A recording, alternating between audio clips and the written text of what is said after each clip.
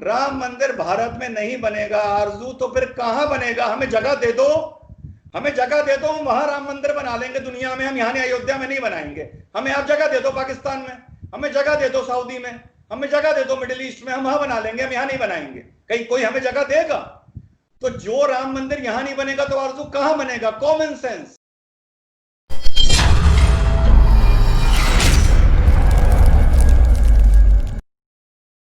Hello guys, welcome to my channel Hindustan time में। दोस्तों, जैसे कि आप जानते हो कि राम मंदिर के इतिहास में 5 अगस्त 2020 का दिन सुनहरे अक्षरों में दर्ज हो गया है। 5 अगस्त को राम मंदिर का भूमि पूजन हुआ अयोध्या में प्रधानमंत्री नरेंद्र मोदी के द्वारा। इस खबर को लेके पाकिस्तान में मानो की आग लगी है। तो दोस्तों, इस वीडियो में हम देखेंगे कि एक भारतीय मुस्लिम डॉक्टर रिजवान अहमद, जो कि एक सीनियर एनालिस्ट और इस्लामिक एक्सपर्ट है, उन्होंने राम मंदिर का समर्थन किया और किस तरह पाकिस्तान मीडिया की बोलती बंद करवा दी। तो आइए देखते हैं आरजू काजमी और रिजवान अहमद ने क्या कहा। भारत में राम मंदिर जो है उसका केस आपको मालूम है कि बहुत साल चला और उसके बाद फाइनली अब उनके कोर्ट ने ये परमिशन दे दी थी कि उस जगह पे जहाँ पे बाबरी मस्जिद थी वहां पर राम मंदिर बन सकता है। तो वो आज उसकी ओपनिंग है या बनने जा रहा है। बहुत शुक्रिया सर कि आपने ज्वाइन किया। थैंक यू सो अस्सलाम मच। वालेकुम। जय हिंद, वंदे मातरम। Sir, as a Indian Muslim हम सबसे पहले राम मंदिर की ही बात करेंगे। आप क्या समझते हैं कि आप सपोर्ट करते हैं या आपको कोई ऑब्जेक्शन है कि इस तरह से जो है एक मस्जिद को गिरा दिया गया, शहीद कर दिया गया और उसके ऊपर एक मंदिर बनने जा रहा है जो बकौल इंडियन गवर्नमेंट और इंडियन लोगों के इससे पहले यहाँ पे राम मंदिर था। लेकिन यहाँ पे सर, इससे पहले आप रिप्लाई करें, जरूर कहना चाहूंगी कि इस तरह से तो हजारों साल पुरानी ये दुनिया बनी हुई है। अगर हम इस यही करने पे आए तो सब हर चीज के, हर बिल्डिंग के नीचे आपको कुछ ना कुछ मिलेगा। तो क्या करें? सब तोड़ दें? सब दोबारा से कहें कि नहीं इसके नीचे ये था और उसके नीचे वो था? जी शुक्रिया। मुझे पता है कि आपने मुझे इसी मुद्दे पर इनवाइट किया है as an Indian who happens to be a Muslim. और सबसे पहले देश और दुनिया के सभी उन भारतीयों को जिन्होंने राम मंदिर के लिए संघर्ष किया, प्रार्थना करी, उन सबको बहुत बहुत शुभकामनाएं, बहुत बहुत मुबारक। अब हम बात करते हैं आपसे कि आपने ये पूछा कि आप इसका अपोज करते हैं या आप इसका समर्थन करते हैं। साहब, जेन्युइनली स्पीकिंग, जो आदमी अपने को हिंदुस्तानी मानता है, इंडियन मानता है, वो उसका क्यों अपोज करेगा? After all it is a matter of birth place of Shri Ram and it is a matter of faith और आस्था। और आस्था के तो ये अजीब देश है मेरा भारत कि यहाँ की मेजॉरिटी कम्युनिटी ने आस्था के नाम पर भी मुकदमा लड़ने को तैयार हो गई। आप बताइए कि अल अक्सा मस्जिद में, जेरूसलम में, जहां हम मानते हैं कि हमारे हजूर सल्लल्लाहु अलैहि वसल्लम आसमानी तिजारत पर, मिराज पर जहां से उठे थे फरिश्ते जबरील के साथ, उस पत्थर से उठे थे या नहीं उठे थे, उसके ऊपर क्या दुनिया में कोई मुसलमान मुकदमा लड़ने को या सबूत देने को तैयार है? नहीं हो सकता।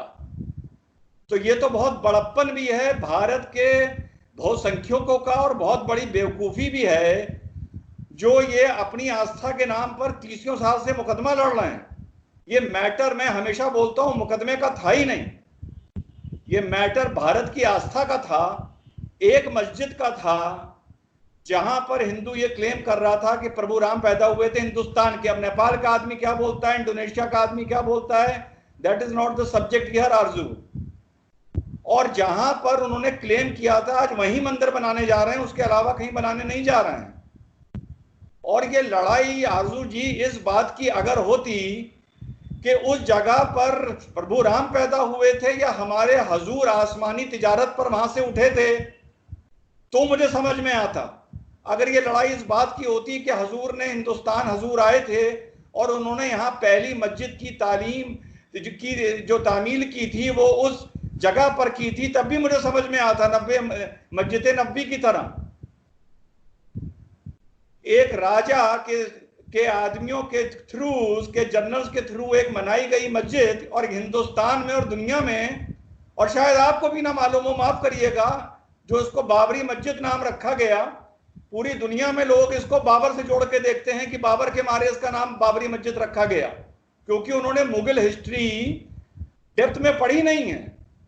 इस मस्जिद का नाम बाबर के नाम पर रखा ही नहीं गया, जो बाबरी बाबरी सब समझते हैं बाबर के नाम पर रखा गया। Who was Babri? Does anybody know कि who was Babri in Mughal history? आज आपके चैनल पे बता रहा हूं कि Babri was a 16-year-old boy जिसको बाबर अफगानिस्तान के काबुल के मार्केट से खरीद के लाया था। Babur had a physical relationship with this boy called Babri, जो इब्राहिम लोदी का against first battle of Panipat में मारा गया था, और उसकी याद में इस मस्जिद का नाम जब तामील हुई थी तो बाबरी मस्जिद रखा गया था। तो for all the Muslims in the world, they should understand that this masjid is not named after even Babar. This is known on the name of the boyfriend of Babar. लेकिन सर इस तरह से तो, अगर मैंने जैसे पहले कहा कि अब कोई कुछ बात कर रहा है, कोई कुछ बात कर रहा है, अभी जैसे नेपाल ने कहा कि राम तो यहाँ पैदा हुए ही नहीं थे, वो तो नेपाल में पैदा हुए थे, और ये इस बात के क्लेम के ऊपर बन रहा है कि क्योंकि यहाँ राम जी पैदा हुए थे इसलिए यहाँ पे मंदिर उनका होना चाहिए। तो एक चीज जो ऑलरेडी अभी भी डिस्प्यूटेड है, अभी भी कोई इस पे एग्री नहीं कर रहा पूरी तरह से, तो आप किस तरह से इसको कह सकते हैं? ऐसे तो हर चीज, वही मैंने कहा, सारी बिल्डिंग्स तोड़ दें, सबके नीचे कुछ ना कुछ निकल आएगा। हजारों साल से दुनिया बनी हुई है, आज की तो नहीं है, 100 साल 2 साल पुरानी बात तो नहीं है, तो फिर तो कुछ नहीं बचेगा अगर हम इसी चीज पे चलना शुरू हो जाए। अगर आप बात फिर से वही उठा रही हैं कि नेपाल कुछ क्लेम करता है और इंडोनेशिया कुछ क्लेम करता है, तो आरजू इस तरह तो अहमदिया भी ये क्लेम करते हैं कि हमारे हुजूर सल्लल्लाहु अलैहि वसल्लम आखिरी पैगंबर नहीं थे,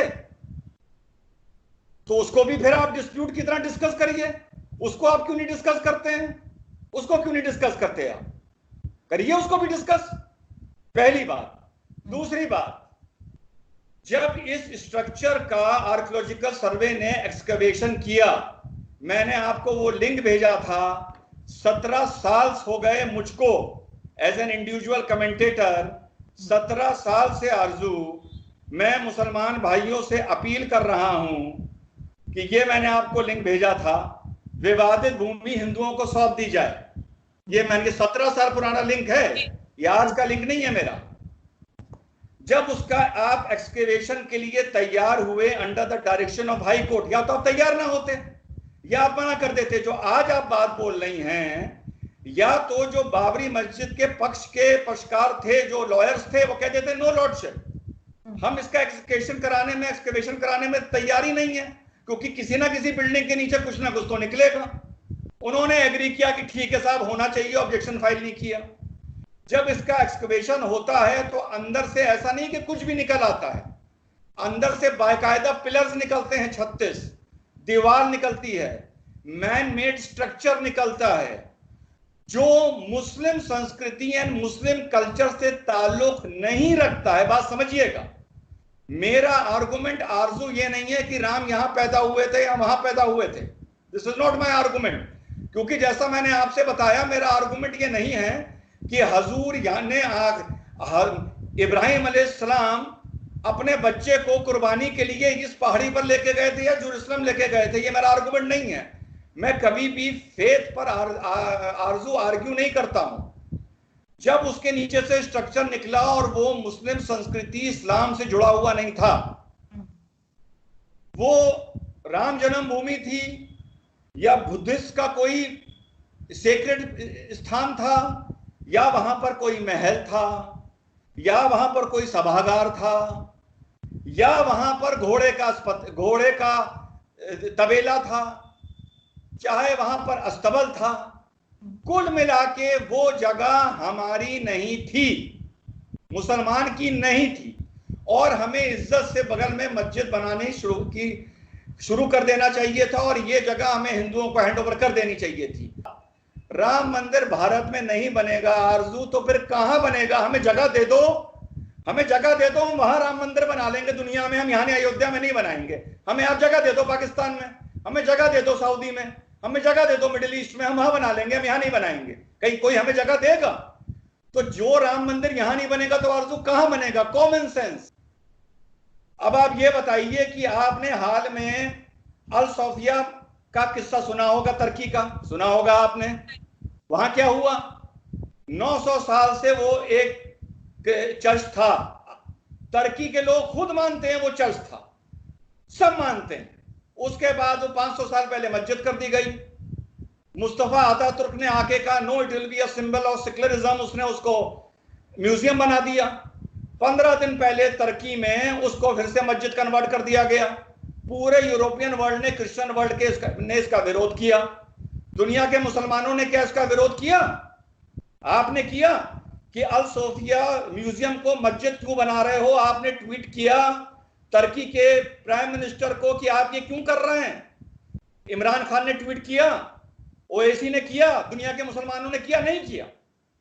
क्यों नहीं किया? क्योंकि उनको खुशी हो रही थी ये म्यूजियम दादागिरी के चलते एक मस्जिद बन रहा है। और अगर मैं ये सवाल आपसे पूछूंगा, ओएसी से पूछूंगा, भारत के मुसलमान से पूछूंगा, तो जानते हो वो क्या जवाब देगा? वो कहेगा भाई हमसे क्या मतलब, वो तुर्की का मैटर है, हमसे भारत की बात करो। बहुत अच्छी बात है, because we push the luck too far. हम हमेशा अपनी अस्तीने चढ़ाए रहते हैं। जब हम मेजॉरिटी में होते हैं तब हम अपनी अस्तीने चढ़ाए रहते हैं, जब हम माइनॉरिटी में होते हैं तब हम आरजू अपनी अस्तीने चढ़ाए रहते हैं। क्या दूसरे ने चूड़ियां पहन रखी हैं, दूसरे ने अपनी मां का दूध नहीं पिया है, दूसरे के जज्बात नहीं है?